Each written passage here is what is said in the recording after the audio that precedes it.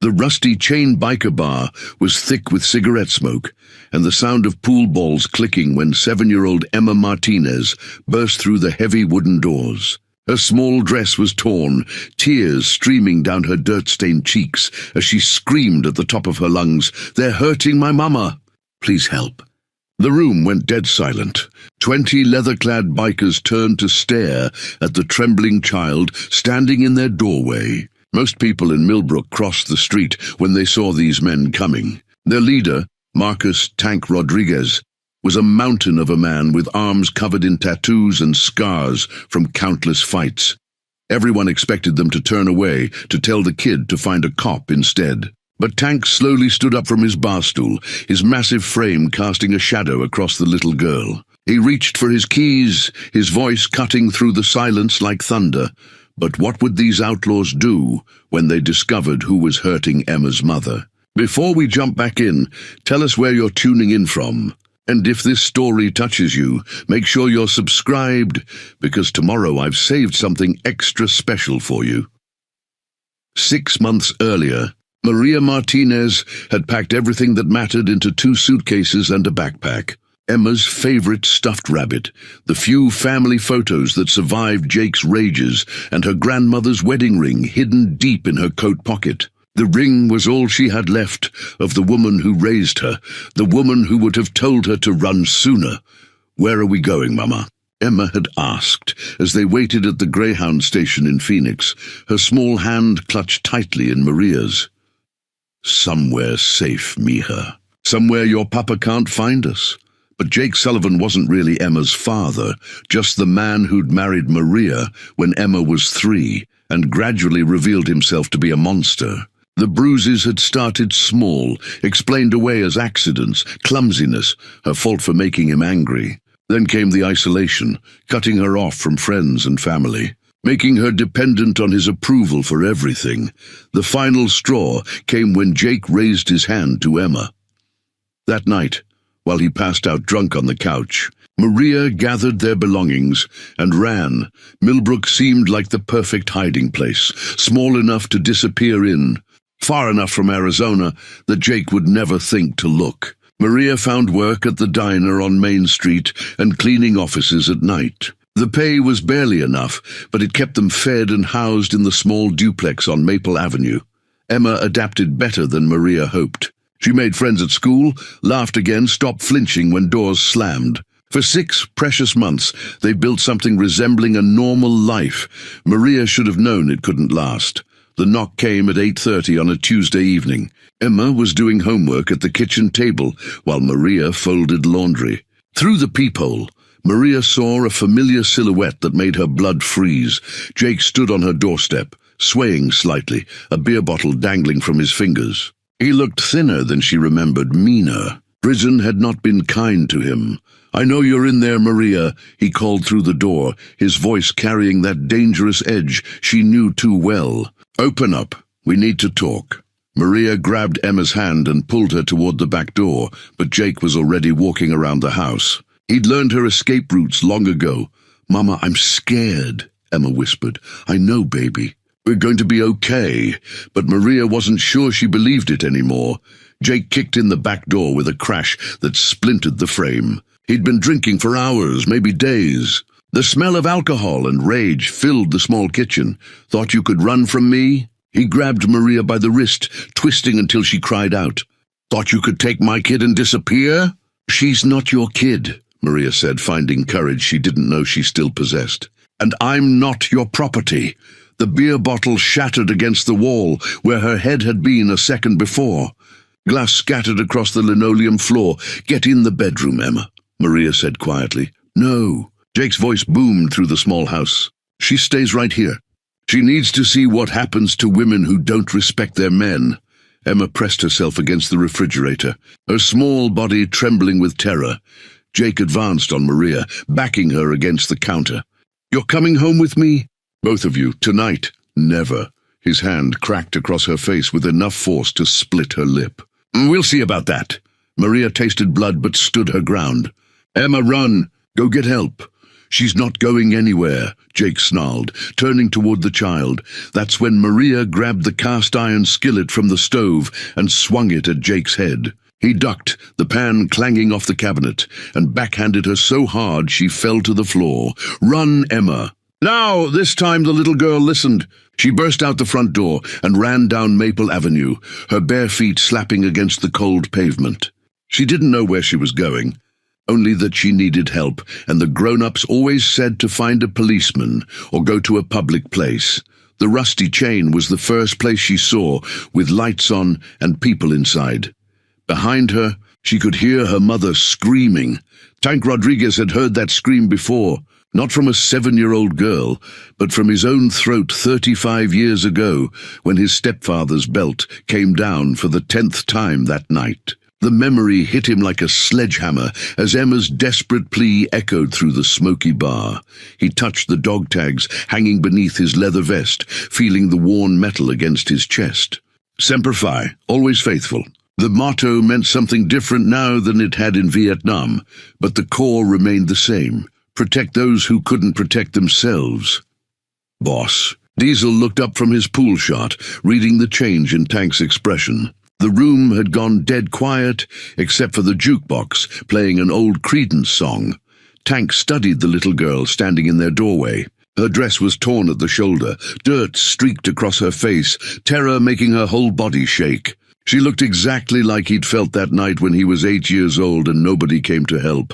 "They're hurting my mama," she said again, this time quieter, as if she was starting to doubt whether these scary-looking men would care. The other patrons were staring now. Cobra with his scarred face and missing left pinky, Hammer with the prison tattoos covering his neck, Diesel, whose real name nobody remembered anymore. To most people, they looked like exactly the kind of men you'd cross the street to avoid.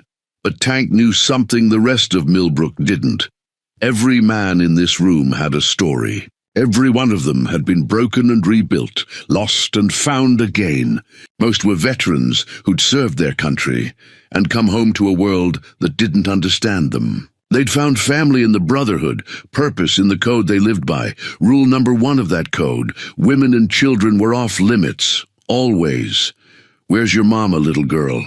Tank's voice was gentler than anyone would expect from a 6'4", 250-pound man with more scars than a road map. "Our house. On Maple Avenue. He's hitting her and breaking things, and she told me to run." Emma wiped her nose on her sleeve. "Are you going to help her?" Tank looked around the room at his brothers. Diesel set down his pool cue. Cobra drained his beer and stood up. Hammer cracked his knuckles. They'd all heard the same thing in her voice that Tank had, a child's absolute terror and desperate hope. "Yeah, sweetheart. We're going to help her." He reached into his pocket and pulled out his keys, the metal jingling in the sudden silence. Behind him, 20 men pushed back their chairs and stood up. Not because they had to, but because that's what family did. Tank knelt down in front of Emma, bringing his massive frame to her eye level. Up close, she could see that his dark eyes were kind, despite the spiderweb tattoo crawling up his neck. "What's your name?" Emma Martinez. "I'm Tank. These are my friends. We're going to make sure nobody hurts your mama ever again. Can you show us where you live?" Emma nodded, suddenly finding courage in this unlikely group of protectors. Tank stood and turned to his crew. They were already grabbing their leather jackets and moving toward the door. No orders needed to be given. They all understood what was happening here. "Diesel, you and Cobra take the back. Hammer, you're with me and the kid. Everyone else, perimeter. Nobody gets in or out until we know what we're dealing with." "What about the cops?" asked Spider, the youngest of the group at 26. "What about them?" Tank's voice carried 30 years of authority. "Little girl needs help right now. We can sort out the paperwork later." He looked down at Emma, who was staring up at him with a mixture of fear and hope that reminded him why he'd gotten into this life in the first place. Not for the reputation or the freedom of the road, but for moments like this, when being the scariest thing in the room meant something. "Ready to ride, little darling?" Emma nodded and reached up to take his enormous, calloused hand in her small one. Outside, 20 Harley-Davidson motorcycles roared to life in perfect synchronization. their engines thundering through the quiet streets of Millbrook like approaching thunder. The convoy of 20 Harley-Davidsons rolled down Main Street like thunder made manifest. Emma sat behind Tank on his custom black and chrome machine, her small arms wrapped around his massive waist, holding on for dear life as they tore through the quiet residential streets of Millbrook. "You're doing great." "Sweetheart," Tank called over his shoulder, his voice somehow carrying over the roar of engines. Almost there. The sound was unlike anything the sleepy town had ever heard. Torchlights flickered on as residents peered through their windows to see what was happening.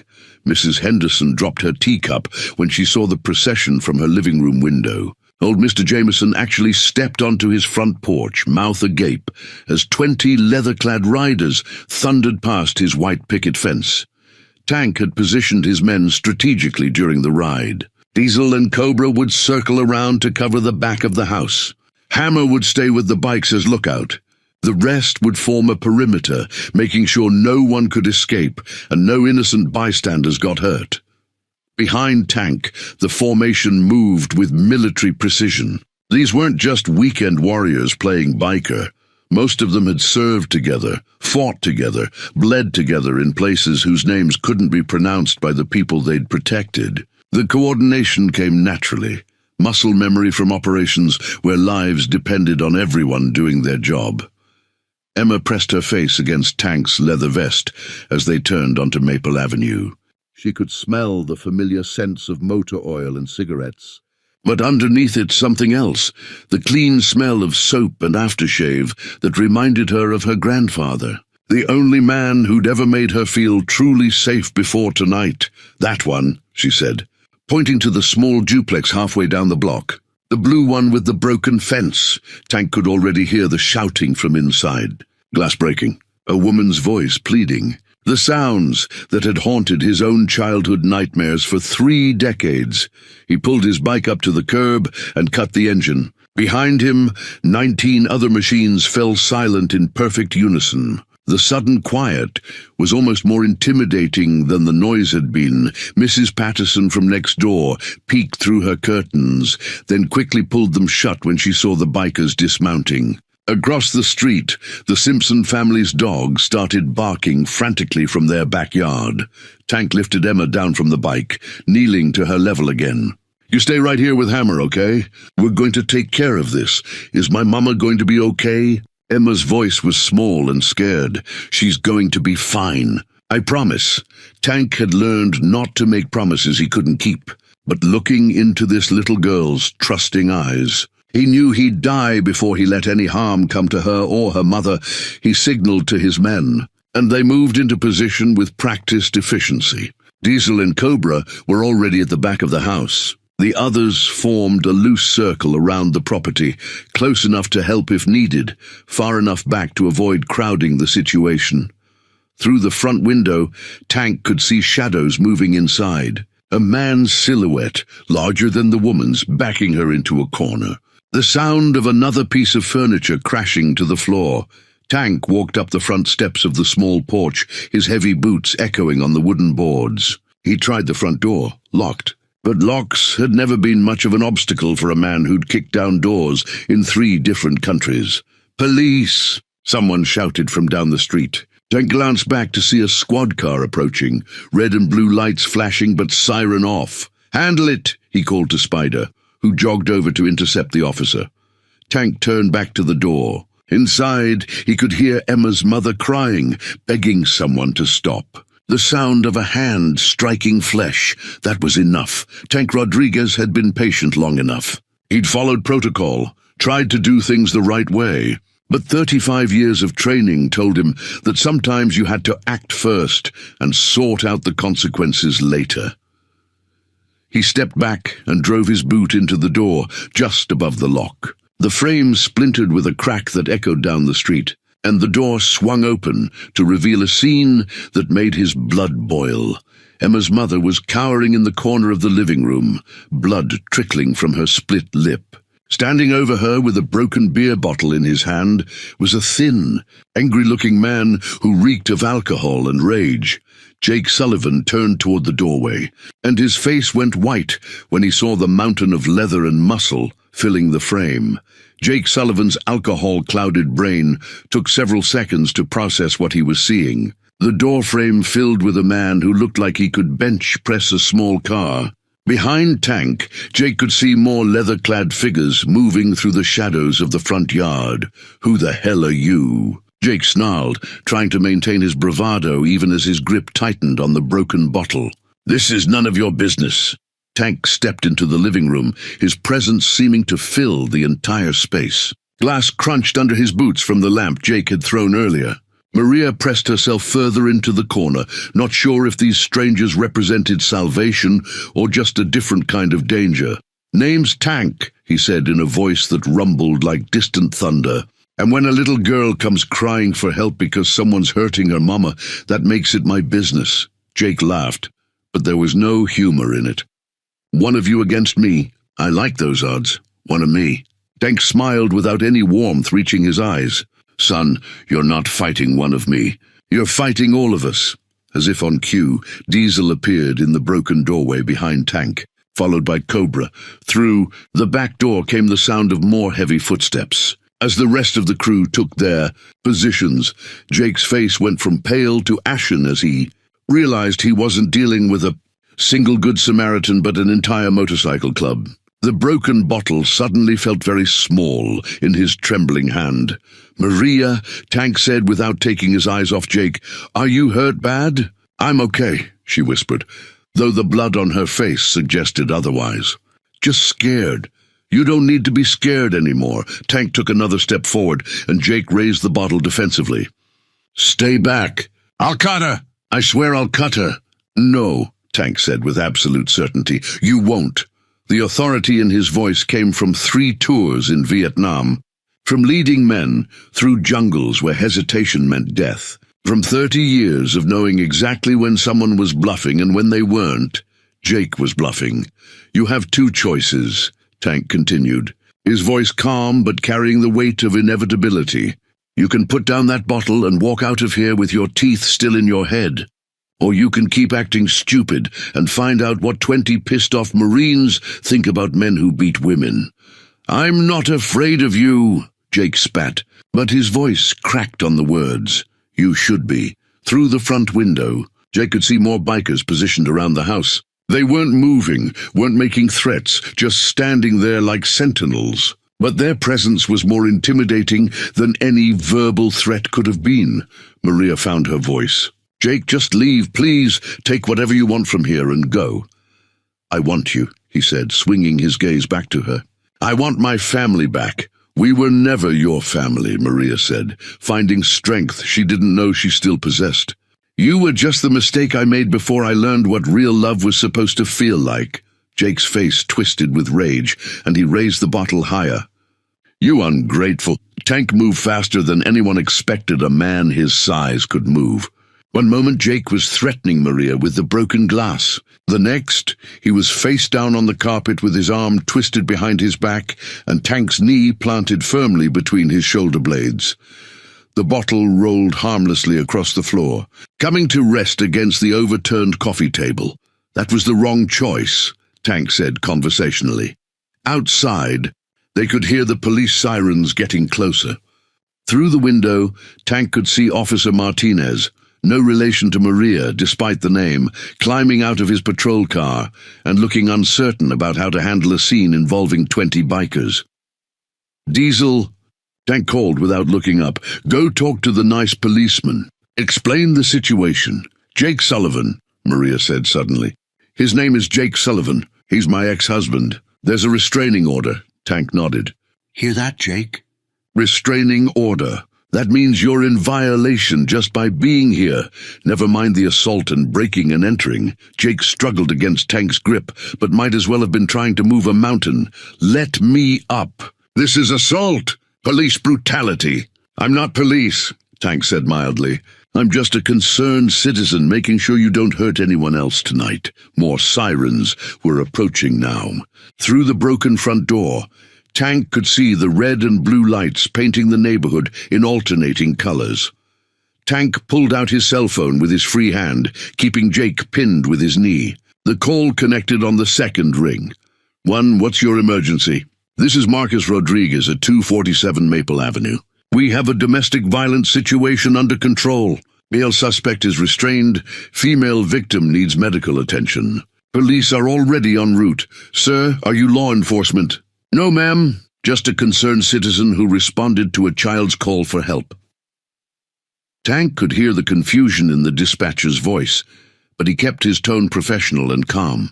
30 years of dealing with military bureaucracy had taught him that the right words in the right tone could diffuse almost any situation.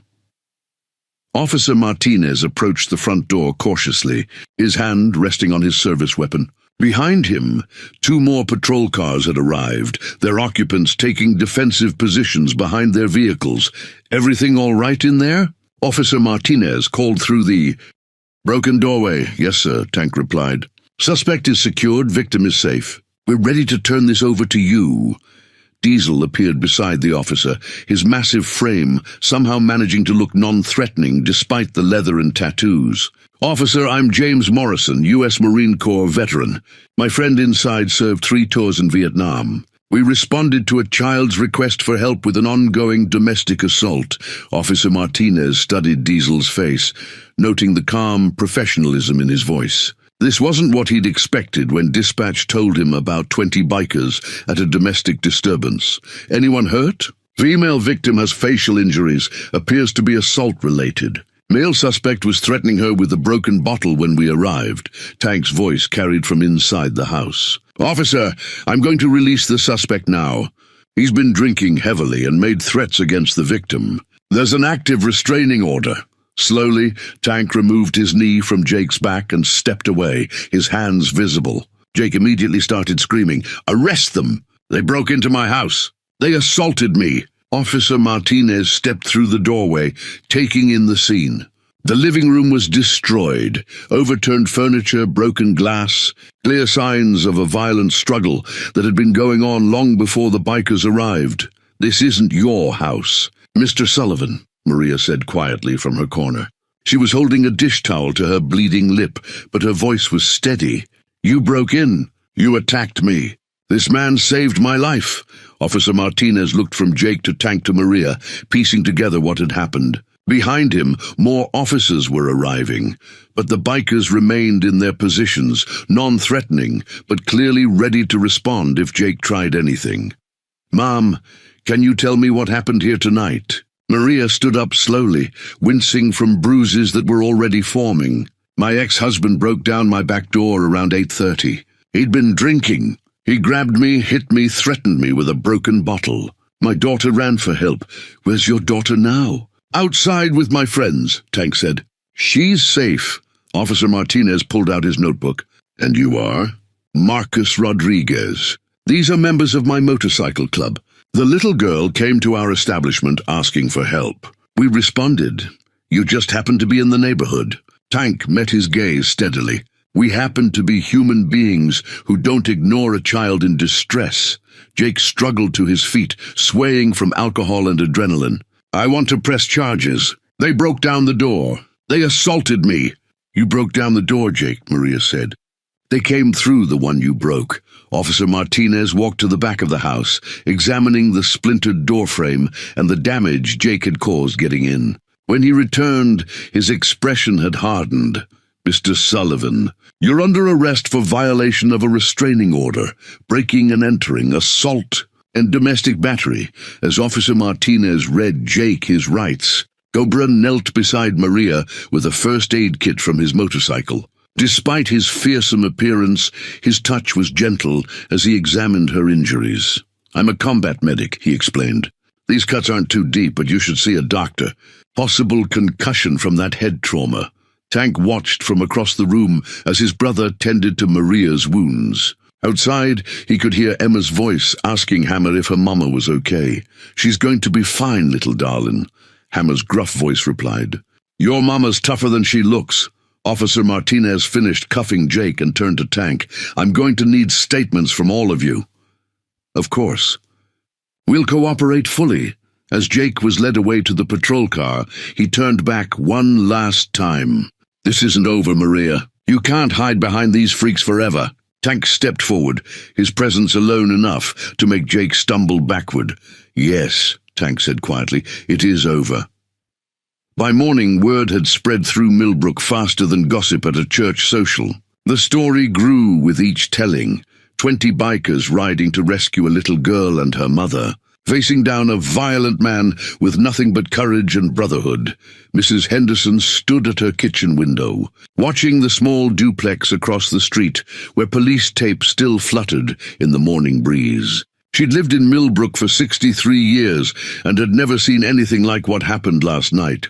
"Earl," she called to her husband, who was reading the paper at their breakfast table. "I'm going to bake something." "What for?" "For those men who helped that poor woman. It's the least we can do." Earl lowered his newspaper and looked at his wife over his reading glasses. "You mean the bikers?" "Martha, we don't even know those people. We know they risked themselves to help a neighbor in trouble." "That's enough." An hour later, Martha Henderson walked across Maple Avenue, carrying her grandmother's apple pie and wearing her best Sunday dress. She'd never spoken to Maria Martinez beyond polite nods in the grocery store, but some things transcended social barriers. Maria answered the door with a bandaged cheek and a black eye that made Martha's heart ache. Behind her, the living room was still in shambles from the night before. Mrs. Henderson. "Dear, I brought you a pie." "And I wanted to apologize." "Apologize? For what?" Martha looked down at her sensible shoes, ashamed. "For not knowing you needed help. For not being a better neighbor. For judging those men who came to your aid without knowing their hearts." Maria's eyes filled with tears. "Please, come in." They sat in the kitchen, the only room that hadn't been destroyed, drinking coffee and talking like old friends. Martha learned about Maria's struggles as a single mother, her fear of Jake finding them, her gratitude for the unexpected angels who'd appeared in leather and denim. "Where are they now?" Martha asked. "The bikers." "Mr. Rodriguez said they'd be staying in town for a few days, making sure Jake doesn't make bail and cause more trouble. Emma's been asking to see them. Emma's a brave little girl. She gets that from her grandmother. My mother always said courage isn't the absence of fear, it's doing what's right despite being afraid." Around noon, the rumble of motorcycles echoed down Maple Avenue again. But this time the sound didn't bring fear, it brought relief. Tank and 3 of his men pulled up to the curb, their presence now a symbol of protection rather than threat. Martha Henderson watched from Maria's kitchen window as neighbors emerged from their houses. Not to gawk or whisper, but to wave. Mr. Jameson actually walked over to shake Tank's hand. Mrs. Patterson from next door brought out a pitcher of iced tea. "Would you look at that?" Martha murmured. Emma ran out of the house and straight into Tank's arms, her small body dwarfed by his massive frame. He lifted her up like she weighed nothing, and she wrapped her arms around his neck with complete trust. "Tank, you came back." "Course I did, little darling. Had to make sure you and your mama were okay." Other children began gathering, drawn by curiosity and their parents' relaxed attitudes. The fearsome bikers that Millbrook had whispered about for years were suddenly signing autographs and answering questions about their motorcycles. "Can I sit on it?" asked Tommy Simpson, age 9. "Ask your mom first," Tank replied, then lifted the boy onto the seat when Mrs. Simpson nodded her approval. Diesel was showing a group of teenagers the custom paint job on his bike, explaining how he'd done the flames himself. Cobra had somehow acquired a stray cat that was now purring contentedly in his arms while he scratched behind its ears. "They're not what I expected," Martha admitted to Maria. "They're exactly what Emma and I needed," Maria replied. As the afternoon wore on, more neighbors joined the impromptu gathering. Someone brought folding chairs. Someone else fired up a grill. What had started as a welfare check was turning into a block party. Tank found himself sitting on Maria's front steps. Emma curled up beside him as he told her sanitized stories about his travels across the country. The children gathered around, eyes wide with wonder at tales of mountains and deserts and cities they'd only seen in pictures. "Have you ever been scared?" Emma asked, Tank considered the question seriously, many times. But you know what I learned? Being scared doesn't make you weak. It makes you human. And sometimes scared people do the bravest things of all. Martha Henderson walked over with a slice of apple pie on a paper plate. Mr. Rodriguez, I wanted to thank you properly. Tank accepted the pie with a smile that transformed his entire face.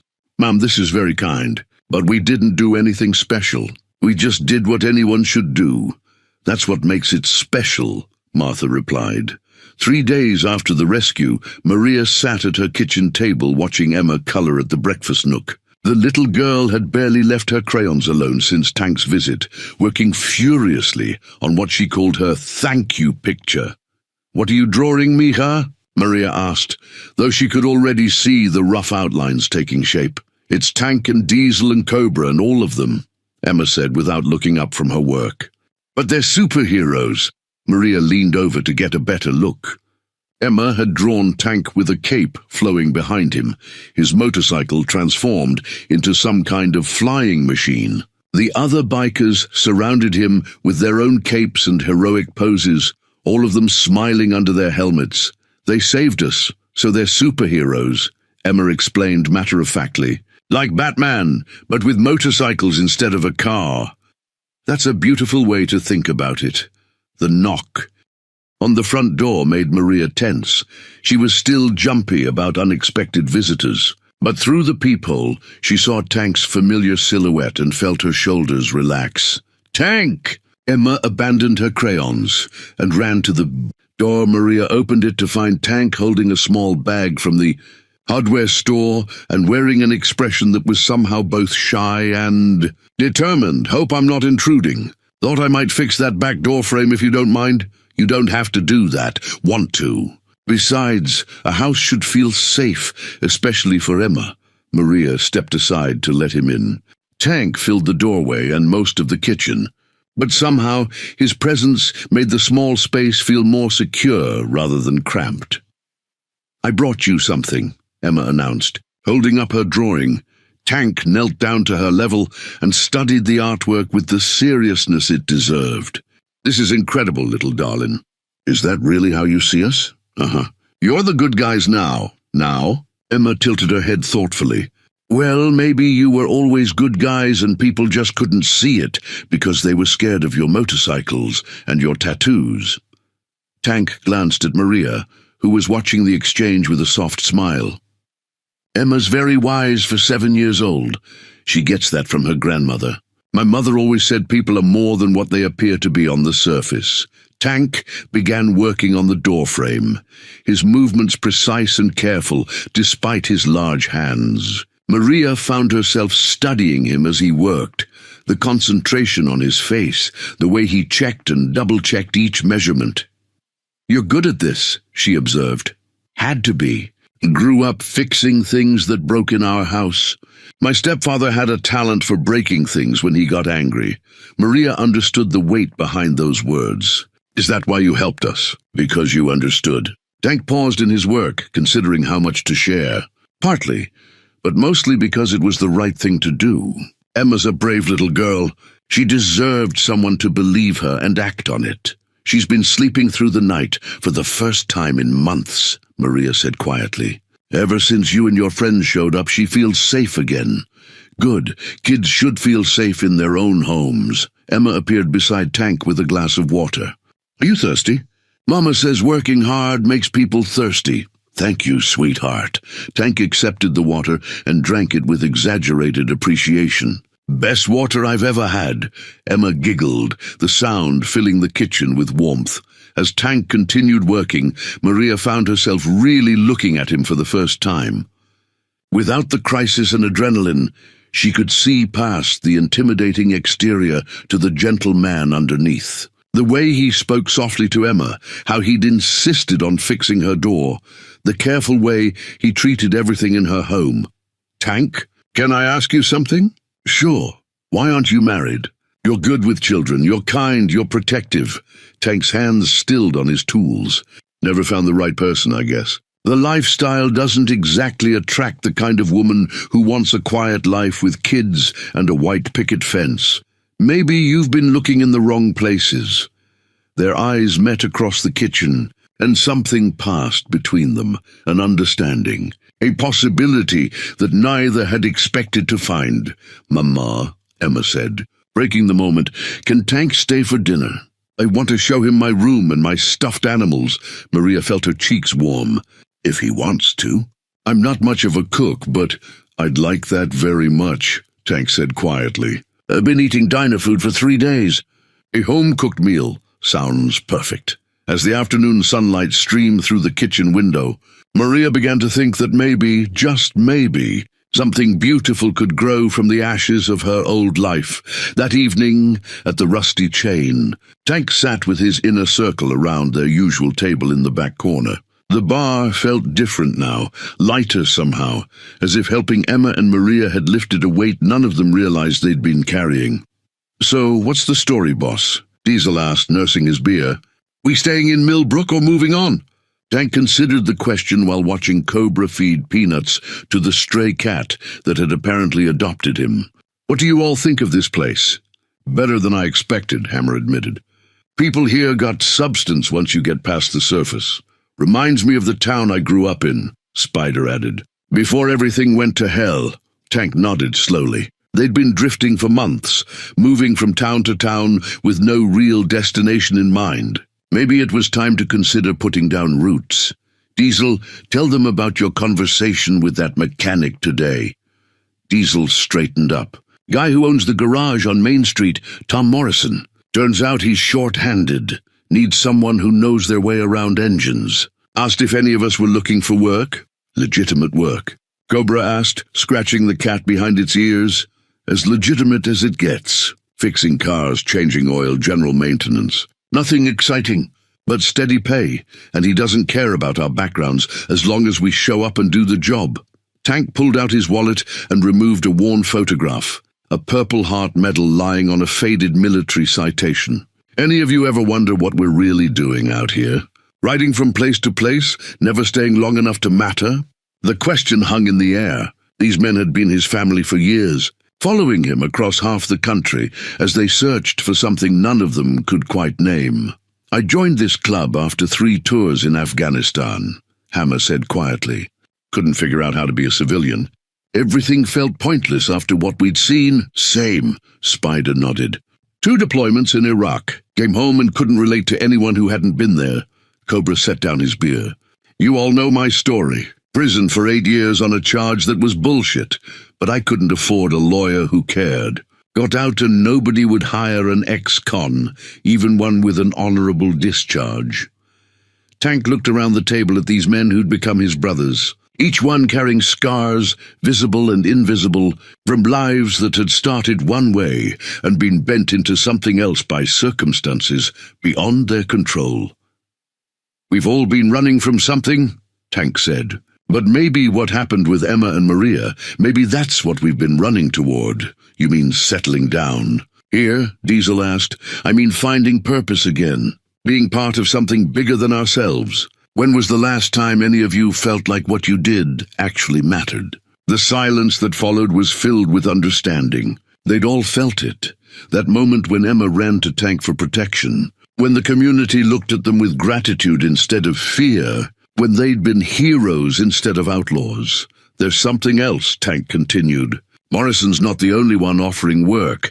Mrs. Patterson asked if anyone wanted to help with her landscaping business. Says she needs people who aren't afraid of hard work and who know how to handle themselves if trouble comes around." "You've been busy," Cobra observed. "People are starting to see us differently. We could build something here, something real." Hammer leaned back in his chair. "What about our reputation? We've got enemies in other places, people who might come looking for us." "Let them come," Tank said with quiet confidence. "We're not the same men we were when we started this journey.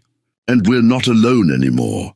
Through the bar's front window, they could see families walking down Main Street, children playing in the early evening light, normal people living normal lives in a place that was starting to feel like home. "I vote we stay," Spider said suddenly. "At least for a while." "See what happens." "Seconded," Diesel agreed. One by one, the others nodded their agreement. Even Cobra, who'd been the most skeptical about putting down roots, seemed convinced. "Then it's settled," Tank said. "We make Millbrook our home base. We get jobs, we become part of the community, and we see what kind of life we can build here."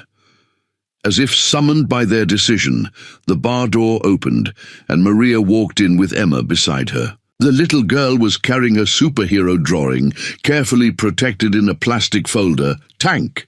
Emma called out, running toward their table. "I brought you my picture." Tank stood and lifted her up, accepting the drawing with appropriate ceremony. "This is going right up on our wall, little darling. Place of honor." As Maria approached more cautiously, Tank realized that staying in Millbrook wasn't just about his Brotherhood finding purpose. It was about the possibility of finding something he'd never thought he deserved, a real family to protect and love.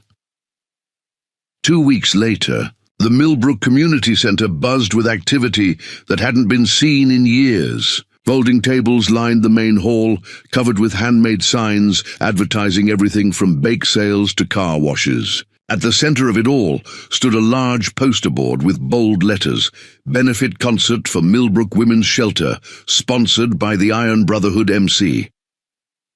Tank stood behind the registration table, wearing his leather vest over a clean white t-shirt, helping Mrs. Henderson organize volunteer schedules. The sight of the feared biker leader coordinating with the church ladies would have been unthinkable a month ago. "The local radio station wants to interview you about the benefit," Mrs. Henderson informed him, checking items off her clipboard. "And the regional newspaper is sending a photographer. We don't need publicity," Tank replied. "We just want to help.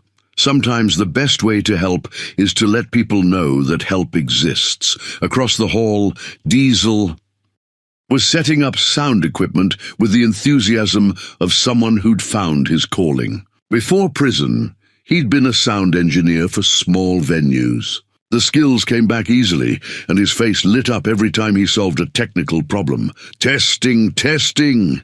His voice boomed through the speakers before he quickly adjusted the levels. "Sorry about that, folks." Emma sat cross-legged on the floor nearby, watching Diesel work with fascination. She'd become something of a mascot for the Iron Brotherhood, and Tank noticed how his men's rough edges seemed to soften whenever she was around. "Why do you have so many tattoos?" Emma asked Diesel during a quiet moment. "Well, little darling," Diesel knelt down to her level, "each one tells a story. This one here is for my unit in the army, this one's for my hometown. And this one," he pointed to a small heart on his wrist, "is for my daughter. Where's your daughter?" Diesel's expression grew sad. "She lives far away with her mama. I made some mistakes, and now I only get to see her sometimes." Emma considered this with the seriousness that children bring to adult problems. "Maybe if you stay in one place long enough. She could come visit you here." "Maybe she could," Diesel agreed, surprised by the hope that suddenly bloomed in his chest. Across the room, Maria worked with a group of local women organizing donated items for auction. She'd thrown herself into the benefit planning with the determination of someone who understood exactly what the women's shelter meant to families in crisis. "This is wonderful," said Janet Walsh, the shelter director. "We haven't had community support like this in years." "Sometimes it takes an outside perspective to show people what's been there all along," Maria replied. Arranging homemade quilts on display tables, Tank watched Maria work, noting how she'd grown more confident over the past 2 weeks. The bruises on her face had faded, but more importantly, the fear in her eyes had been replaced by something stronger: purpose. "You're staring," Cobra observed, appearing beside Tank with the stray cat draped over his shoulders like a living scarf. "Just thinking about Maria." Tank didn't deny it. "About how strange life is. A month ago, if someone had told me I'd be organizing charity events and thinking about settling down, I'd have laughed in their face. Maybe this is who you were always supposed to be. Maybe the rest was just getting here." The front doors opened, and Chief of Police Williams entered with 2 other officers. Tank tensed automatically, old habits from years of viewing law enforcement as the enemy. But Williams approached with his hand extended for a handshake. "Rodriguez, hell of a thing you've put together here." Community effort, Chief. We're just lending a hand. About that job Morrison offered your man Diesel. I hear he's working out well at the garage. Diesel's a good man. Just needed a chance to prove it. Chief Williams nodded. We've got some other opportunities opening up. City maintenance, construction projects. If any of your other men are interested in steady work. Tank felt something shift inside his chest, the feeling of doors opening instead of closing, of possibilities instead of dead ends. I'll pass that along. And Chief, thanks for giving us a chance. You earned it. As the afternoon wore on, the community center filled with families, couples, elderly residents, and teenagers. The same people who once crossed the street to avoid the Iron Brotherhood now worked alongside them, sharing stories and laughter. Emma found Tank during a quiet moment, tugging on his vest to get his attention. Tank, are you happy now? What do you mean, little darling? Before, when you were sad and angry all the time, are you happy now? Tank picked her up, settling her on his hip as he looked out over the bustling room. Yeah, Emma, I think I am. Good. Mama says everyone deserves to be happy, even if it takes a long time to find it. Your mama's a smart woman. I know. That's why you should marry her. Tank nearly choked on his surprise. Emma, she likes you. I can tell. And you like her too. And I already drew you in my family picture, so it would work out perfect. Sometimes, Tank thought, the wisdom of children cuts straight through all the complicated adult fears and excuses to the simple truth underneath. The benefit concert had been a success beyond anyone's expectations, raising enough money to keep the women's shelter operating for 6 months. Tank felt a satisfaction he hadn't experienced. Since his military days, the deep contentment that came from accomplishing something meaningful, which made the letter waiting in his mailbox even more jarring. Maria found him, sitting on his apartment steps the next morning, holding a crumpled piece of paper and staring at nothing. His usual calm demeanor had been replaced by something darker, more familiar, the dangerous stillness she remembered from their first meeting. Tank? What's wrong? He looked up at her, and she saw a flash of the man who'd kicked down doors in Vietnam, who'd lived by violence for so long that peace felt unnatural. Jake made bail. The words hit Maria like a physical blow. She sat down beside Tank on the concrete steps, her hands trembling as she reached for the letter. How? His bail was set at $50,000. Says here, his cousin put up his house as collateral. Jake's been in county lockup for 3 weeks, plenty of time to make plans and nurse grudges. Maria read the official notification with growing dread. Jake would be released tomorrow pending his trial date, which wasn't scheduled for another 2 months. 2 months of looking over her shoulder, of being afraid every time Emma played outside. There's more, Tank said quietly. This came with it. He handed her a second piece of paper, not official correspondence this time, but a handwritten note on lined notebook paper. You think your biker boyfriends can protect you forever? I've got friends too. Real friends who know how to handle problems. See you soon, Maria, both of you. Maria's blood went cold. He's threatening Emma. Yeah, he is. Tank's voice carried a deadly calm that Maria had never heard before. This wasn't the gentleman who fixed her door or played with her daughter. This was someone else entirely, someone capable of terrible things. What do? We keep you and Emma safe, whatever it takes.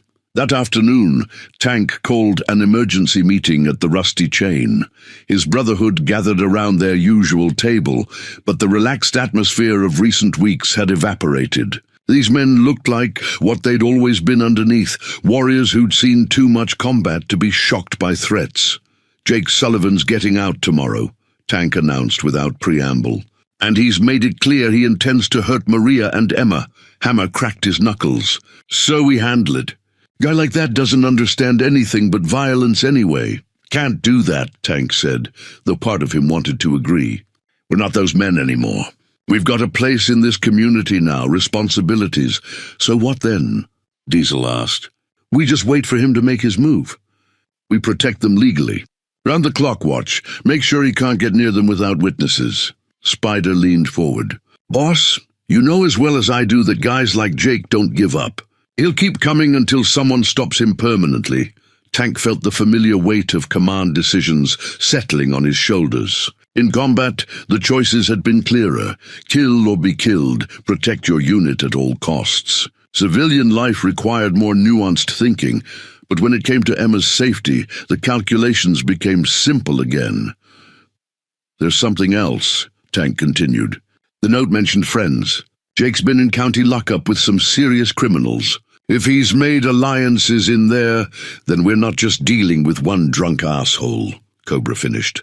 "We're dealing with organized trouble," Tank nodded grimly. "I called Chief Williams. He's increasing patrols around Maria's house and Emma's school. But police can't be everywhere." The bar fell silent except for the distant sound of pool balls clicking in the front room. Each man was thinking the same thing. They'd found peace in Millbrook, but peace was a fragile thing when threatened by violence. "What's the plan?" Diesel asked finally. "Shifts. 2 men with Maria and Emma at all times. Subtle but present. If Jake or anyone else wants to get to them, they'll have to go through us. And if they try..." Tank's expression hardened. "Then we remind them why people used to cross the street when they saw us coming."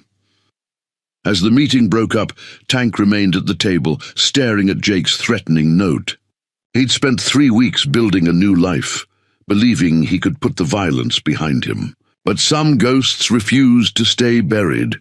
His phone buzzed with a text from Maria. "Emma's asking if you're coming to dinner tonight." "She made you a drawing," Tank typed back. "On my way." "And Maria? Pack a bag for both of you. You're staying somewhere safe until this is over."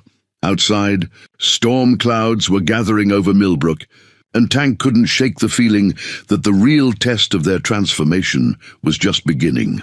The sound of shattering glass at 2 in the morning brought Tank instantly awake. He'd been sleeping on Maria's couch for 3 nights now, and his combat instincts kicked in before his conscious mind fully processed what was happening. "Stay down," he whispered urgently to Maria and Emma, who had emerged from the bedroom at the sound. Tank moved to the front window, staying low and to the side. A black pickup truck was speeding away down Maple Avenue, its license plate obscured by mud. On the front lawn, scattered among the glass fragments from Maria's living room window, lay a brick wrapped in paper. "Are they gone?" Maria asked, her voice tight with fear. "For now." Tank carefully picked up the brick and unwrapped the message. The words were scrawled in the same handwriting as Jake's earlier threat. "This is just the beginning. Next time won't be a warning." Emma pressed herself against her mother's side, tears streaming down her face. "Why are the bad men trying to hurt us again?" "Because some people don't know how to let go of their anger," Tank said gently, kneeling down to her level. "But remember what we talked about? Sometimes good people have to stand up to bullies." Within minutes, police sirens wailed down the street. Chief Williams arrived with 2 patrol cars, their red and blue lights painting the neighborhood in urgent colors. Neighbors emerged from their houses in robes and pajamas, concern replacing their initial alarm when they saw Tank's motorcycle parked outside. "Third incident this week," Chief Williams said as he examined the broken window. "Drive by at the diner where Maria works. Slash tires on your bike, now this." "Jake's escalating," Tank replied. "Testing our responses, seeing how far he can push before we push back. Any idea who his friends might be?" "I made some calls. Jake shared a cell with Tommy Brennan for 2 weeks. Brennan's got connections to some rough people in the city, drug dealers, muscle for hire." Chief Williams frowned. "Brennan's bad news. If he's involved, this isn't just about domestic revenge anymore. This is professional intimidation." As they spoke, Tank noticed movement in the shadows across the street. A figure quickly ducked behind a parked car when he looked in that direction. "Chief, we've got eyes on us right now." Williams followed Tank's gaze and quietly radioed for backup. "All units, we need a perimeter around Maple Avenue. Possible surveillance in progress, but by the time additional officers arrived, whoever had been watching was gone." Back inside the house, Maria swept up glass while Tank boarded up the broken window with plywood. Emma sat at the kitchen table, methodically tearing her superhero drawing into tiny pieces. "Emma, what are you doing?" Maria asked, noticing her daughter's unusual behavior. "The superheroes didn't work," Emma said matter-of-factly. "The bad men came anyway."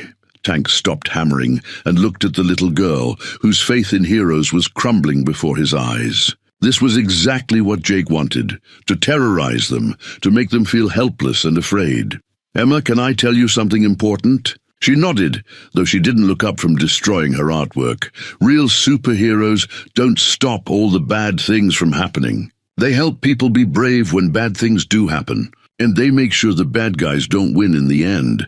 But I'm scared. Being scared is okay. I'm scared too sometimes. But you know what makes me brave? Emma finally looked at him. What? Knowing that I won't let anything happen to you or your mama. Even if I have to be scary myself to protect you. Maria felt a chill at the underlying promise in Tank's words. She could see the internal war he was fighting, between the peaceful man he'd been trying to become and the warrior he'd always been underneath. Later that night, after Emma had finally fallen asleep in her mother's arms, Tank sat on the front porch with Diesel and Hammer. The street was quiet, except for the occasional patrol car making its rounds. "This is getting out of hand," Diesel said quietly.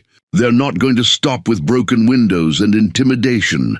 "I know," Tank replied. "So what's the play?" "We can't just keep playing defense forever."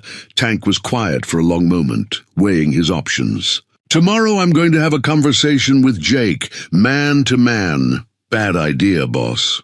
You'll be walking into a trap. Maybe, but this ends one way or another. I won't have Emma living in fear because I was too civilized to do what needs doing." In the distance, a motorcycle engine roared to life and faded away into the night. Tank couldn't tell if it was one of his men making rounds or someone else entirely, and that uncertainty was eating at him. The transformation from outlaw to protector was proving more complicated than he'd imagined. Tank sat alone in his apartment at 4 in the morning, an old military manual open on the table before him. The pages were dog-eared and stained, marked with notes from a younger man who'd learned to kill efficiently and without hesitation. Rules of engagement, acceptable targets, collateral damage assessment.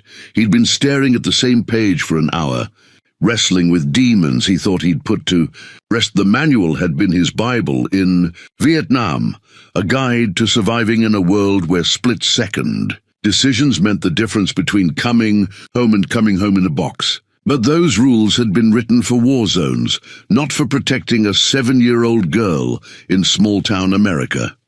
His phone buzzed. A text from Maria. "Can't sleep.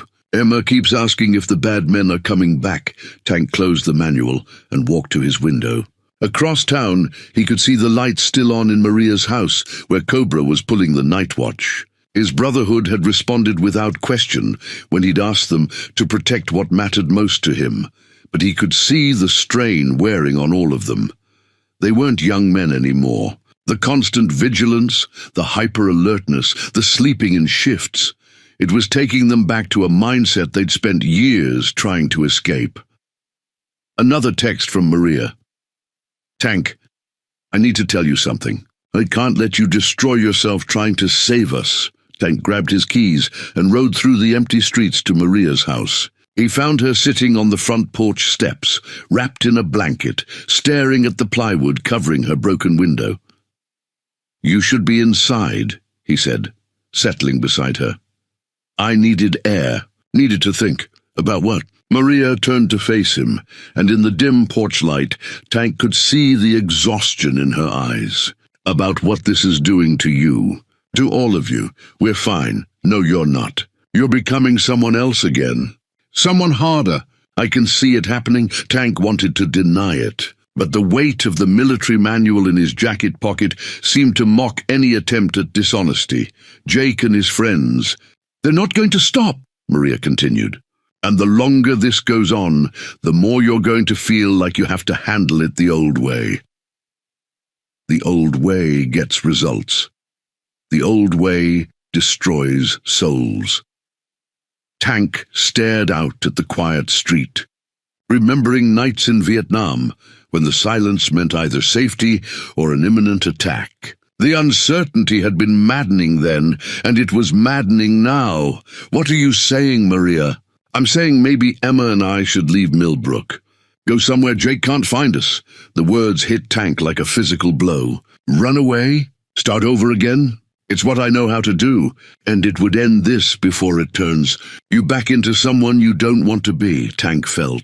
Something dangerous rising in his chest, the cold calculation that had kept him alive in the jungle but had nearly destroyed his humanity. Running won't solve anything. Jake will just follow, or he'll find someone else to terrorize. Then what's the answer? Tank pulled out the manual and set it on the step between them.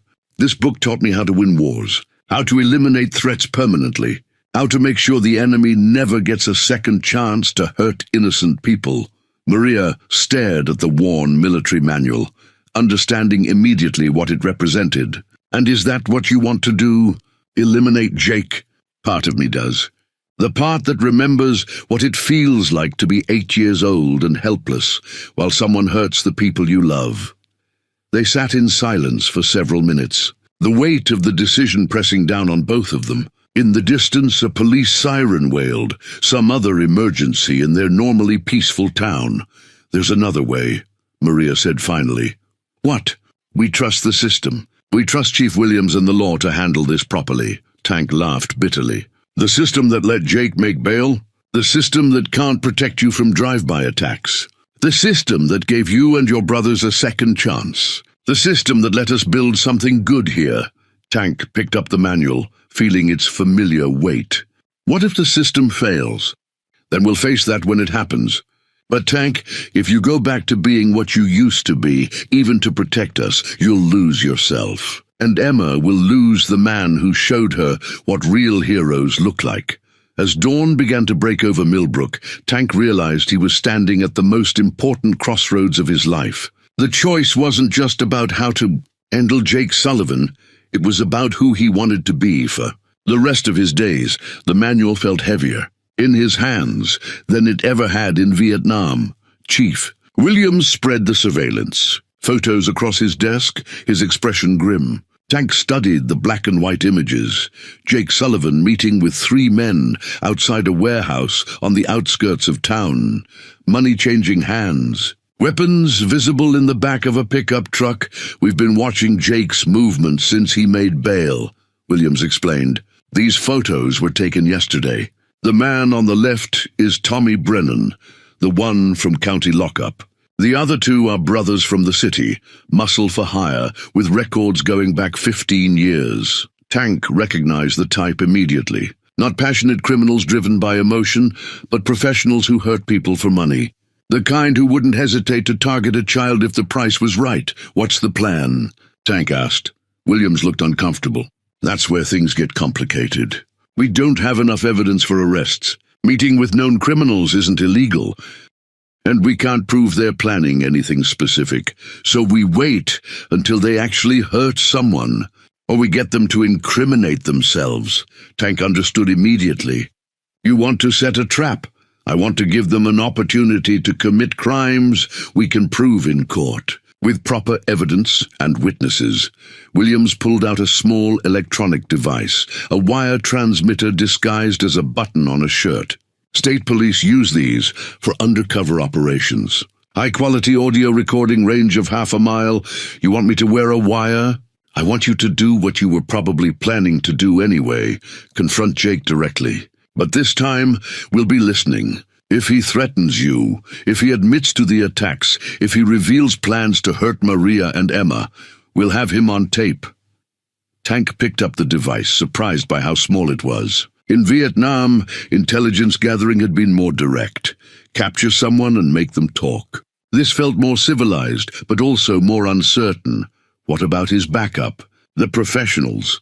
That's where your Brotherhood comes in. We position them around the meeting site, but they're also wearing wires. If Jake's friends show up armed, we'll have multiple recordings of conspiracy charges. Tank considered the plan. It appealed to his tactical mind, using the enemy's aggression against them, turning their threats into evidence. But it also meant putting his men at risk. Where do we do this? Jake's been staying at the Riverside Motel on Route 9. Runs down, isolated, perfect for a private conversation. We'll have unmarked units positioned nearby, close enough to respond, but far enough away to avoid detection. Tank nodded slowly. It was a good plan, but like all good plans, it depended on variables they couldn't control. When? Tomorrow night. We've got intel that Jake's meeting with his hired muscle tomorrow afternoon, probably to finalize whatever they're planning. If we move the next evening, we can catch them before they have a chance to act. Williams handed Tank a folder containing maps of the motel and surrounding area. Study these tonight. Plan your approach, your exit routes, where you want your men positioned. Chief, if this goes sideways, it won't. And if it does, we'll be ready. Tank left the police station feeling something he hadn't experienced in weeks. Purpose mixed with apprehension. The familiar pre-mission tension that had once kept him alive in hostile territory. That evening, he called a meeting at the Rusty Chain. His Brotherhood gathered around their usual table, but this time they were joined by Maria. Tank had insisted she be part of the planning. This was her life. Her daughter's safety at stake. Tomorrow night, we end this, Tank announced. But we do it legally, with police support and proper evidence. He outlined the plan, watching his men's faces as they processed the details. These were veterans who understood tactical operations, who knew the difference between a calculated risk and a suicide mission. I don't like it, Hammer said bluntly. Too many unknowns. What if Jake doesn't take the bait? What if his friends are smarter than we think? Then we try something else, Tank replied. But this gives us the best chance of stopping them without anyone getting hurt. Diesel leaned forward. What about Emma? Where's she during all this? Safe house, Maria answered. Chief Williams is arranging protection for her with social services. She'll be with the trained family in another county until this is over. Tank watched Maria's face as she spoke about sending her daughter away, even temporarily. The pain was evident, but so was her determination to keep Emma safe. Everyone understand their positions, Tank asked. His men nodded, their faces showing the same focused intensity he remembered from pre-mission briefings 30 years ago. Good. Tomorrow night, we find out if Jake Sullivan is stupid enough to confess his crimes to a room full of recording devices. Outside, thunder rumbled in the distance, promising a storm that would match the tension building in all their hearts. The Riverside Motel looked exactly like the kind of place where bad decisions went to die. Tank pulled his Harley into the gravel parking lot, the rumble of his engine echoing off the single-story building's faded concrete walls. Room 237, Jake's room according to police surveillance, was at the far end, its curtains drawn tight against the evening light. Tank touched the wire hidden beneath his leather vest, feeling the small device that would either end this nightmare or escalate it beyond repair. Through his earpiece, Chief Williams' voice crackled softly. All units in position. Rodriguez, you're green to approach. Tank could feel his Brotherhood positioned around the motel's perimeter. Diesel at the north exit, Hammer watching the back parking lot, Cobra covering the main road. Each of them also wore recording devices, turning the entire operation into a web of electronic surveillance. He knocked on Jake's door with the authority of a man who'd kicked down doors in 3 different countries. The sound echoed in the humid evening air. Jake Sullivan, we need to talk. Footsteps moved inside the room, followed by the sound of a chain being removed. The door opened to reveal Jake, looking thinner and meaner than Tank remembered. His eyes darted nervously past Tank to scan the parking lot. Well, the famous Tank Rodriguez. Come to threaten me again? Come to give you a chance to end this before it gets worse. Jake laughed and stepped aside, gesturing Tank into the shabby motel room. The space reeked of cigarettes and cheap whiskey. On the bed lay several photographs, pictures of Emma walking to school, Maria leaving work. Tank himself outside his apartment. You've been busy, Tank observed, keeping his voice steady despite the rage building in his chest, just keeping track of my investments. See, Maria and Emma belong to me, always have. And you're just an obstacle that needs removing. Tank positioned himself near the window, knowing the police needed clear audio. Is that a threat, Jake? It's a promise. You think you and your biker buddies scare me? I've got real professionals working for me now. Men who solve problems permanently. Through the thin motel walls, Tank could hear movement in the adjacent rooms. Jake's backup was close, probably listening to every word. What kind of problems are we talking about? Jake picked up one of the photographs, Emma smiling as she played in her school's playground.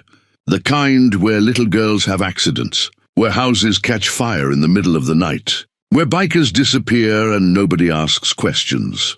Tank's military training kept his expression neutral, but inside, the warrior was awakening. This wasn't just criminal behavior, this was evil, pure and simple. You're talking about murdering a child. I'm talking about taking back what's mine. Maria will come home once she realizes what happens to people who help her run away. Jake moved to the nightstand and pulled out a revolver, setting it casually on the table between them. Tommy Brennan says killing bikers sends a message to other troublemakers. Two birds, one stone. Brennan's here. Oh, he's here, along with the Morrison brothers. 3 professionals against 1 aging veteran. I like those odds. Tank heard the soft click of his wire, transmitting Jake's confession to the police units surrounding the motel. Everything they needed for conviction was now on tape. You're making a mistake, Jake. No, the mistake was letting you live this long. Jake reached for the gun, his movements clumsy from alcohol and overconfidence. But Tank had been expecting this moment, had seen it coming since the first threatening letter. Tank moved with the fluid precision of a man who'd survived combat by being faster and smarter than his enemies. His hand closed over Jake's wrist before the gun cleared the table, twisting with just enough force to make Jake cry out and release his grip. The revolver clattered to the floor as Tank spun Jake around and pressed him against the wall. His forearm across Jake's throat. Jake Sullivan, you're under arrest for conspiracy to commit murder, making terroristic threats, and violation of a restraining order. You're not a cop. No, but they are. The motel room door burst open as Chief Williams and 4 officers flooded in, weapons drawn. Through the walls, Tank could hear similar commotion as police arrested Jake's hired muscle in the adjacent rooms. We got it all on tape, Williams said, securing Jake's hands with cuffs. Threats against Maria, Emma, and you. Conspiracy charges that'll put him away for 20 years minimum. Jake's face twisted with rage and disbelief. This is entrapment. You can't use recordings made without my permission. Actually, we can, Williams replied. Especially when you're threatening to murder a child, as they led Jake away. Tank stood in the doorway of the motel room, feeling something he hadn't experienced in months, complete certainty that justice had been served properly. His leather vest, bearing the patches that told his life story, had never felt more meaningful than in this moment, when he'd chosen law over vengeance. 3 weeks later, Mayor Patricia Wells stood at the podium in Millbrook's town square, holding an official proclamation that would have seemed impossible just 2 months earlier. The autumn sun cast golden light over the gathered crowd, families, business owners, elderly residents, and children who'd come to witness something unprecedented in their town's history. Citizens of Millbrook, Mayor Wells began, her voice carrying across the square through borrowed speakers. We gather today to recognize extraordinary acts of courage and community service. Tank stood with his Brotherhood near the gazebo, uncomfortable. Table with the attention but understanding its importance. Beside him, Maria held Emma's hand, both of them wearing their best dresses for the occasion. The little girl kept looking up at Tank with uncontainable excitement. The Iron Brotherhood Motorcycle Club came to our community as strangers, the mayor continued. Many of us viewed them with suspicion, even fear. But when a child cried out for help, these men answered that call without hesitation. Chief Williams approached the microphone next, his usually stern expression softened by genuine respect. In 30 years of law enforcement, I've rarely seen civilians show the courage and restraint demonstrated by Marcus Rodriguez and his associates. They could have handled this situation through violence, but they chose justice. They could have sought revenge, but they sought truth. The chief gestured toward Tank. Mr. Rodriguez, would you and your men please step forward? Tank felt the familiar weight of responsibility as he led his Brotherhood to the front of the gathering. Diesel, Cobra, Hammer, Spider, and the others arranged themselves in a line, their leather vests and tattoos somehow looking dignified in the afternoon light. "By the authority vested in me by the state of Indiana and the citizens of Millbrook," Mayor Wells announced, "I hereby declare the members of the Iron Brotherhood Motorcycle Club to be official heroes of our community." The applause started slowly, but built to a thunderous crescendo. Tank saw Mrs. Henderson wiping tears from her eyes, Mr. Jameson clapping enthusiastically, children cheering and pointing at their unlikely heroes. "Furthermore," the mayor continued, "I present you with the keys to our city, along with our eternal gratitude for showing us that heroism comes in many forms."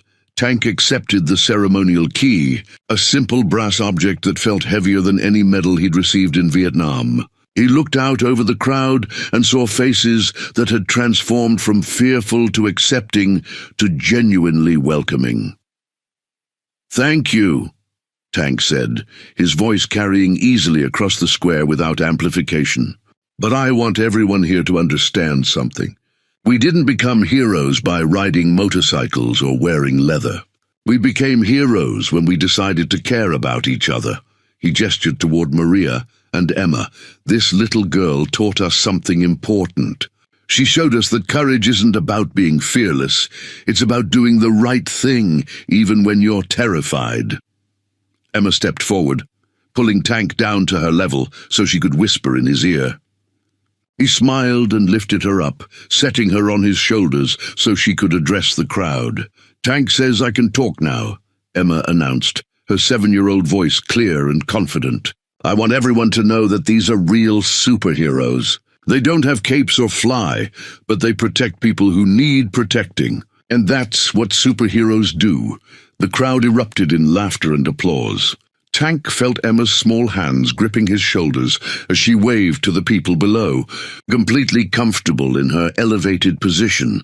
"Also," Emma continued, "Tank is going to marry my mama, so now we're all going to be a family." Tank nearly choked on his surprise, feeling Maria's eyes on him as the crowd cheered even louder. Emma had apparently decided that some announcements couldn't wait for private moments. "Is that right, Mr. Rodriguez?" Mayor Wells asked with amusement. Tank looked at Maria, seeing her blushing smile and the love in her eyes that had grown over these weeks of crisis and resolution. "Well, I guess it is if Maria says yes." "Yes," Maria called out, her voice carrying clearly across the suddenly quiet square. "Yes, I say yes." The celebration that followed lasted until well after sunset. Local businesses had donated food and drinks. The high school band played patriotic songs, and children ran through the square playing games of bikers and heroes. As the evening wound down, Tank found himself sitting on a bench with Maria, watching Emma play with other children in the gazebo. The normalcy of it all still amazed him, this quiet life he'd never thought he deserved. "No regrets?" Maria asked. "About what?" "Choosing the legal way instead of the violent way. Trusting the system." Tank considered the question seriously. "Jake's in prison for 20 years. His hired muscle got 15 each. Emma feels safe again. No, I don't have any regrets." In the distance, his brotherhood was packing up the sound equipment, joking with local volunteers, planning next week's work schedules. They'd found what they'd been searching for without even knowing they were looking, a place to belong. 6 months after the ceremony in the town square, Maria stood behind the counter of Emma's place, the small cafe she'd opened on Main Street with financial backing from an unexpected source, the Iron Brotherhood's pooled savings and a small business loan, co-signed by half the town. The morning rush was in full swing, with familiar faces ordering their usual breakfast combinations. Chief Williams sat at his regular corner table, reading the newspaper while waiting for his coffee and Danish. Mrs. Henderson had claimed the window booth as her own, using it as an unofficial information center for neighborhood gossip and community planning. Order up. Called Diesel from the kitchen, where he'd found his calling as a short-order cook. His massive hands handled delicate eggs and pancakes with the same precision he'd once used for motorcycle engines. Emma now ate and radiating confidence, helped by wiping down tables and charming customers with her endless chatter about school. her friends, and her exciting new life with Tank Daddy, the name she'd given her stepfather, despite all attempts at more formal titles. Maria. "Honey," Mrs. Henderson called from her booth. "Did you see the application from that new family wanting to join the community? The Johnsons from Detroit?" "I saw it. Tank's handling the welcome committee duties this afternoon. The Iron Brotherhood had unofficially become Millbrook's welcoming committee for new residents, helping families move in, connecting them with local services, and making sure they felt included in the tight-knit community. It was a far cry from their outlaw reputation. But the transformation felt natural to everyone involved.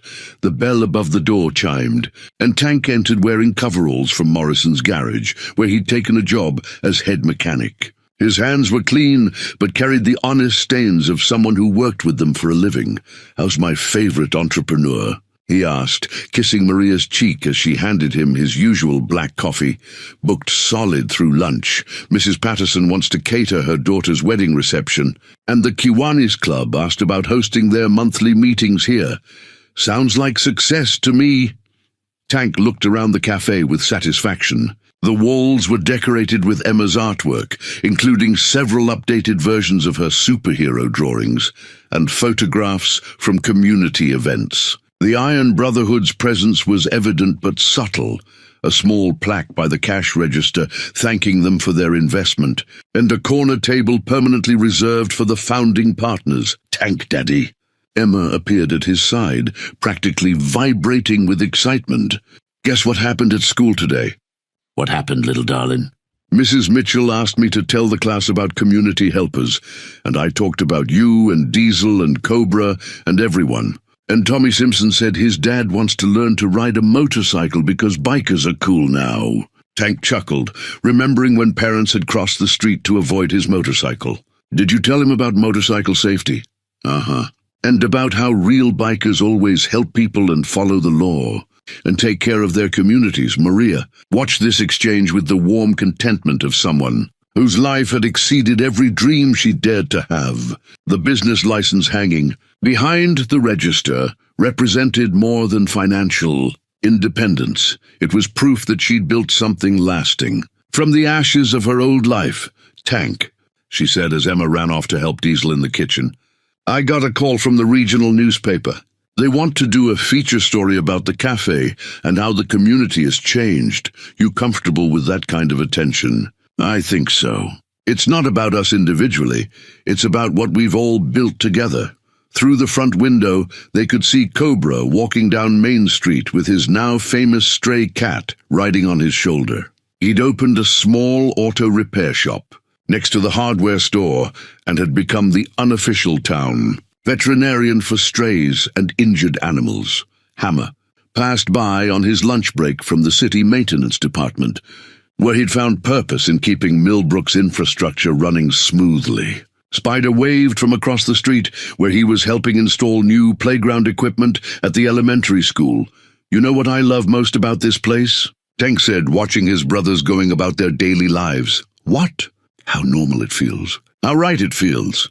Maria leaned against his shoulder, breathing in the familiar sense of coffee, bacon, and the promise of another peaceful day in their adopted hometown. "Emma asked me something yesterday," she said quietly. "What about?" "She wanted to know if we could have a baby brother or sister. Said the family needs to keep growing." Tank felt his heart skip. "And what did you tell her?" "I told her that was something her Tank Daddy and I would have to discuss." Tank pulled Maria closer, marveling at how completely his life had changed from that night when a terrified little girl had burst through the doors of the rusty chain. "I think Emma might be onto something," he said softly. 5 years had passed since that desperate night when Emma burst through the doors of the rusty chain and the autumn air carried the sounds of celebration through downtown Millbrook. The annual Heroes' Day festival had become the town's biggest event, drawing visitors from neighboring counties to witness the unlikely transformation story that had become local legend. Emma, now 12, and carrying herself with the confidence of someone who'd never doubted her place in the world, stood at the microphone in the town square. Her acceptance letter to the state's prestigious Math and Science Academy was clutched in her hand, the same hand that had once shaken with terror as she pleaded for help. 5 years ago, Emma began, her voice clear and strong. I was a scared little girl who thought the world was full of bad people. But then I met some men who taught me that heroes don't always look like what you expect. The crowd gathered around the gazebo included familiar faces that had aged gracefully over the half-decade. Mrs. Henderson, now 81, sat in her wheelchair surrounded by the extended family that had grown to include every member of the Iron Brotherhood. Chief Williams, retired but still commanding respect, stood beside his successor, who'd continued the department's partnership with the motorcycle club. Tank stood with Maria near the front of the crowd, his arm around his wife's shoulders as she held their 3-year-old son, Marcus Jr., Little Mark as Emma called him. The boy had his father's dark eyes and his mother's gentle smile, and Emma had appointed herself his primary protector and teacher. Tank taught me that being brave doesn't mean you're not scared, Emma continued. It means you do the right thing even when your hands are shaking and your heart is beating so fast you think everyone can hear it. Behind the crowd, the Iron Brotherhood's motorcycles were parked in their place of honor along Main Street. Fewer bikes now. Some of the older members had retired to Florida or Arizona, but the core group remained, their roots in Millbrook growing deeper each year. Diesel stood beside his wife, Jennifer, a nurse he'd met when his own daughter finally came to visit and decided to stay. His little girl, now 15, had Emma as her best friend and Tank as an honorary grandfather who taught both girls about motorcycle maintenance and life philosophy in equal measure. Cobra had married the local veterinarian, Dr. Sarah Chen, in a ceremony that featured his rescued cat as ring-bearer. They ran the most successful animal clinic in 3 counties, with Cobra's gentle touch with injured creatures becoming something of a regional legend. But the most important thing Tank and his family taught me, Emma said, her voice growing stronger, is that family isn't just about blood. It's about people who choose to love you and protect you and help you become the best version of yourself. Maria felt tears gathering in her eyes as she watched her their daughter, address the crowd with poise that reminded her of her own mother's strength. Emma had grown into everything Maria had hoped for during those dark months of running and hiding. I'm going to the State Academy next year to study engineering, Emma announced. And when I graduate from college, I'm coming back to Millbrook to build things that make our community even better. Because this is my home, and these are my people. The applause was thunderous, but Tank barely heard it. He was remembering that night 5 years ago when he'd knelt down to Emma's level in the smoky bar, promising to help her mother. He'd had no idea that helping one terrified child would lead to this, a life he'd never imagined possible. As the crowd began to disperse toward the food booths and carnival games, a young voice called out from the edge of the square, "Help! Please, somebody help!" Tank's head snapped toward the sound, his old instincts immediately alert. A boy, maybe 10 years old, was running toward the festival with tears streaming down his face. My sister fell in the creek. She can't swim. Tank was already moving before the boy finished speaking, his brotherhood falling in behind him like they had countless times before. But as they ran toward the emergency, Tank noticed something that filled him with pride. Emma was running alongside them, her acceptance letter forgotten on the ground behind her, ready to help however she could. The scared little girl, who'd once needed rescuing, had become someone who ran toward trouble to help others. The cycle of protection and courage continued, passed from one generation to the next, in a small town where outlaws had become heroes and heroes had become family. Some stories, Tank realized as they reached the creek where other community members were already forming a human chain to rescue the child, never really end. They just grow into something bigger and more beautiful than anyone could have imagined when they began.